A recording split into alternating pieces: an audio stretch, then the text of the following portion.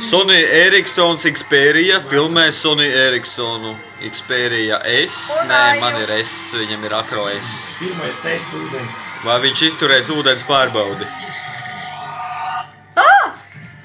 Skaņas vienkārši nav. Pavāc savu iPhone malā.